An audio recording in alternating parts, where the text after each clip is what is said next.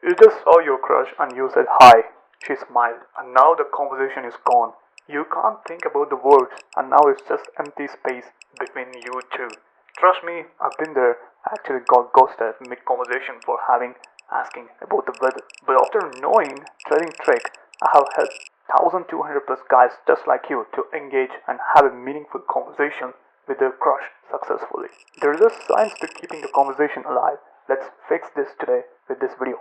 Welcome to Dating Lessons. I share knowledge about dating and advice to men. Before I show you the solution, let's talk about the mistake itself, the big mistake. Most guys end up asking her closed questions such as, do you like music or do you like pasta? These are simple yes or no questions, which are not open-ended questions. It's just a one-word answer. It's boring. Or you will also info dump your entire life story in one conversation. Just don't do this. If you want to hook her into interesting conversation, then do this instead.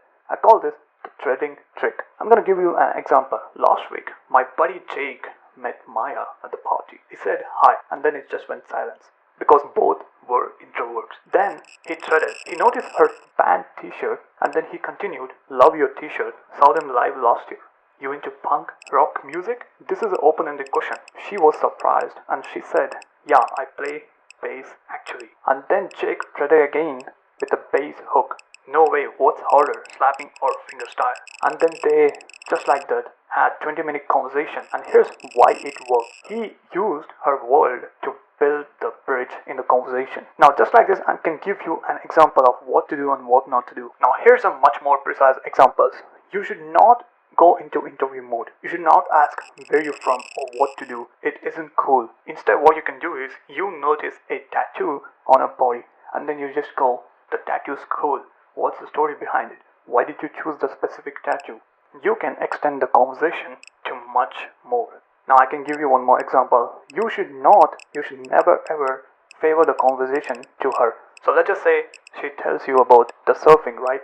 So she likes surfing and you shouldn't go, I love surfing too. Now it can make the other person subconsciously feel like you're lying to win her. Instead what you can do is you can be honest about your opinions. So let's just say she says, I travel solo, and you go, I got lost in a Barcelona once. But the food was great there, but I hate traveling. So just like this, you can give your honest opinions and not favor the conversation into her. Now just like this, I made a 15 more tactics, which is my guide, 15 ways to make her chase you. It breaks down how to spark that addictive back and forth energy. But here's my free gift to you. Even if you know the thread technique, sometimes it isn't effective as it is, and sometimes you get stuck in a conversation. Which is why I want you to click the displaying video on a screen. 3 things to do when you run out of things to say. It will really help you.